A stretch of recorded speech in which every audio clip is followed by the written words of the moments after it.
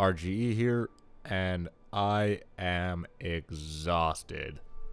I'm coming off like 8 hours of playing the Neverwinter beta during the press event, so I could try and get this out and cover as much of the game as possible. Sadly, because I'm not special, I couldn't get a bunch of developers to group with me for a dungeon, which also meant I couldn't find people to do a dungeon, and PvP wasn't available for today. A dev said they were aiming to have it out for beta weekend 3. There also were only 3 available classes today: Warrior, Cleric, and Rogue. I have no clue when more are coming, but there are supposed to be 5 classes. Now, before I continue on, I need to say this. Neverwinter is an MMORPG. I've played it for 1 day. 1 day. These are my opinions, but they don't reflect on endgame. Not that they could, since level cap is 30 for this stage of the beta. Everything I say is subject to change, and some of it's speculative. Now that I've said my bit, you can start leaving angry comments. Neverwinter is developed by Cryptic and published by Perfect World. This is a great team as far as I'm concerned, with a lot of experience with MMORPGs. Cryptic developed City of Heroes, City of Villains, Champions Online, Free-for-All, and Star Trek Online. They clearly have a ton of experience making MMOs and MMORPGs, and it shows in Neverwinter. So, let's start off with the character creator. This thing is amazing. To start off, I had access to pretty much every race there is in the D&D universe. I could create a human, an elf, a half-elf, halfling, dwarf, tiefling. I don't think I missed any of the currently available ones. I can't comment on whether or not they'll restrict any of the races down the line and make them available through microtransactions, not because they told me I can't, but just because I don't know the answer to that. Besides the huge race selection, there is actually some really in-depth customization options. There are about 10 to 15 hairs per sex, with changes to make them more race appropriate. The real impressiveness, though, in regards to the character creator, is the face and body customization. You can largely change your character's appearance based off of sliders, and it gets down to the super small details, such as the height of the heels on your character's boots, and the length of their nails. The character creator just offers so much customization, more than any character creator I've ever used in an MMORPG, and even though it's a small thing, it's still an important part of the MMORPG experience, a part that some games think they can ignore. Besides the physical customization of the character, you can also choose your origin city, background from within that city, and deity. Crafting a character background has always been a part of Dungeons & Dragons games, so if they'd had left this out, I'd be pretty upset. Sadly, they don't let you choose an alignment, such as lawful evil or chaotic good, etc. The other thing, at least so far, is that your background doesn't really affect the game in any way I've been able to notice. There aren't any stat changes for background because, well, it would be silly, since all warriors would be from the same city and origin, while all rogues would be from, well, the same city and origin. It would be silly, but some sort of background-specific quests would be a nice touch. Let's talk about graphics for a bit. Neverwinter has the full array of graphics options you want to see in a game like this, so that you can really tweak performance to get it just right. What Neverwinter does really great that a lot of games don't do so well is it is stylized in a way that feels correct. There is a lot of color in the game, and the cartoony modeling and washed out textures work well together, but they're implemented in a fashion that reflects the game world well. Neverwinter has a dark game world. Forgotten Realms isn't rainbows and butterflies, but that doesn't mean the game can't have color and style. The game environments are great.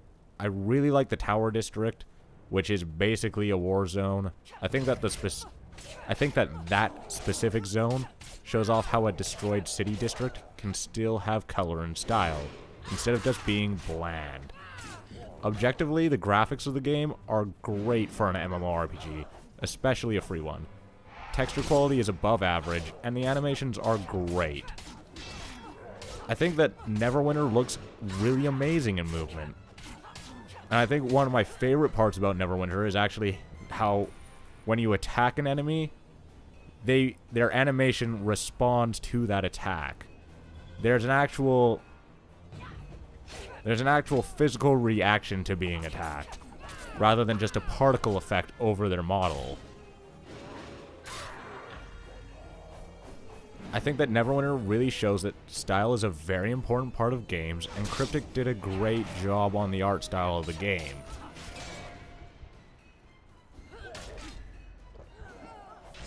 Neverwinter being an MMO based off of Dungeons & Dragons means it carries over the stat system. You have charisma, dexterity, strength, etc.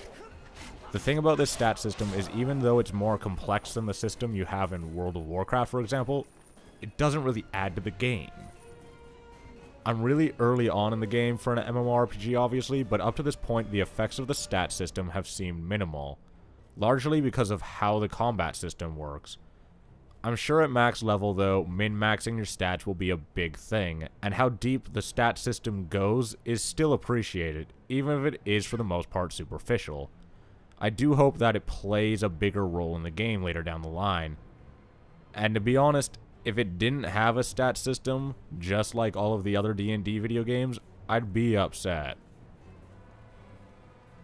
With the extra depth of the stat system, Cryptic actually streamlined abilities. One of the things I like in their streamlining is that, unlike earlier MMORPGs from the time of World of Warcraft, you don't have to go to a trainer. In fact, you don't even need to go to a trainer for gathering skills. You don't have gathering skills in Neverwinter. There are nodes in the game world which you use to get crafting resources, but you don't have skills for gathering that you learn from a profession trainer like you do in WoW. Instead, you have items that you use which give you the required skill to use a node for a short period of time. In some cases, you don't even need to use the item which provides that skill because your class already has it. For example, rogues already have the thief skill, so they don't need to use the item which allows for getting the loot from the specific nodes which require the thief skill. As for combat abilities, they just unlock as you level up. There is no running around to trainers to get abilities every 2 levels. It sounds like a small thing, but it would be pretty apparent as an issue with Neverwinter, because you level up really quickly in Neverwinter. I almost level capped for the beta weekend in the time I played today, and all I really got to do was grind quests.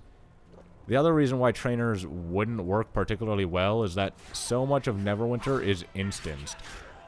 The game, at least so far, takes place mostly inside the city of Neverwinter, and a lot of the quests you get take place inside of instanced buildings. There is so much instancing, and some of them are large enough that you'll gain 2 or 3 levels inside. But you can't leave, or at least shouldn't leave the instances until after you've completed all the quests inside, because if you leave, they'll reset, and you'll be clearing a bunch of trash again. The way it's set up now works really well. Combat resembles Guild Wars 2's combat. You have the dodge mechanic like in Guild Wars, where you can manually roll at the cost of stamina in order to dodge attacks. You only have enough stamina to dodge 2 attacks.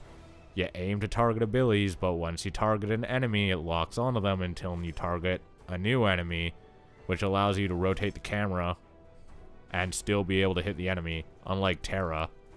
And you are limited to only being able to use a few abilities of a type at once. Even though the combat is really similar to Guild Wars 2, it plays a lot better. I think it's largely because cooldowns are low, enemy abilities are balanced and telegraphed just enough to allow proper use of the dodge mechanic, even on smaller mobs, and mob packs are composed well.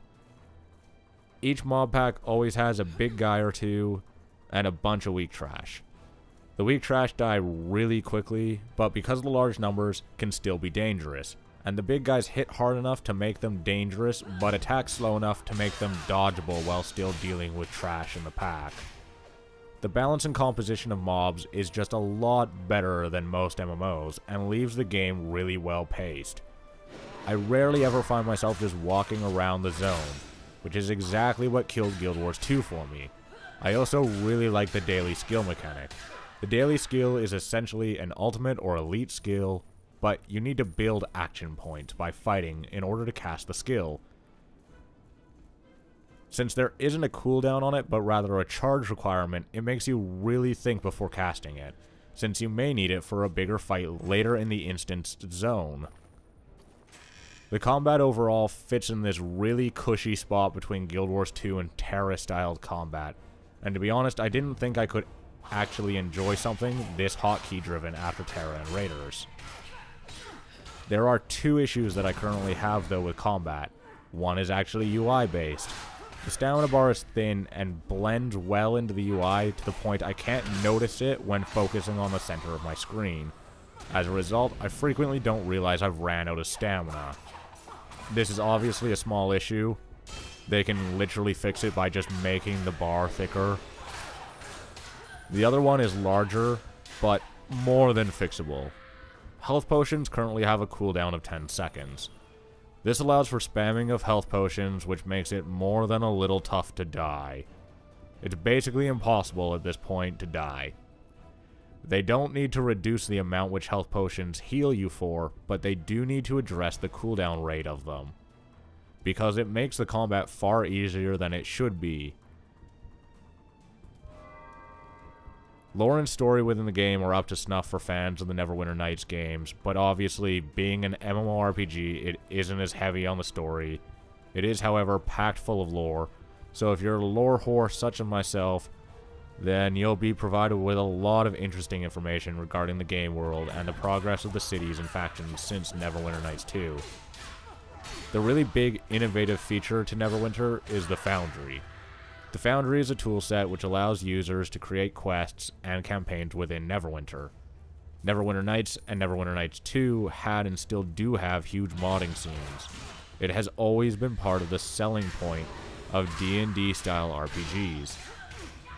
Cryptic attempt to implement in the best way they can a system which allows for the generation of user content into the game. I can't comment on how powerful the Foundry is because I haven't had time to use it. I tried a few of the user-based campaigns, and they aren't bad. They're sort of linear, but it's a new tool that basically no one has gotten to use since the game has been in a very small closed beta. Later down the line, after I've played around with it a bit, I'll try and put together a video covering Foundry in more depth. It's probably the feature I'm most excited for because I'm pretty confident that players can create better quests and questing experiences than Cryptic can. Just like players can make better hats for TF2 than Valve can. I don't really have anything else to talk about. The only things I have left to complain about are hardware-specific issues for things that normal consumers don't have and therefore wouldn't be affected by. Today I basically got to see what Neverwinter would be like if it weren't an MMO, since there was pretty much no one else online and no one to group with.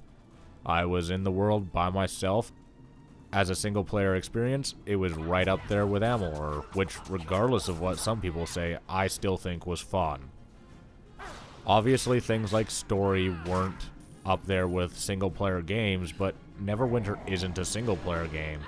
It's an MMO. Overall, I think Neverwinter has a ton of potential to be a great MMORPG. Especially Foundry, if it gives players enough power over content creation. Now, when I was streaming, the question I was asked most was, do you think it's worth buying into the beta? What? It's $60. Don't do that. No beta is worth $60. Don't be silly. But to be extra clear, that doesn't mean that Neverwinter is bad. I just have to question anyone who pays $60 to get into the beta of a free game. Since obviously not doing any dungeons sort of hampers my ability to judge the game, I'm going to try and release a video overviewing the available dungeon, and then maybe something on Foundry if it's available. I've been RGE, this has been Neverwinter. Remember to rate, comment, sub, and such.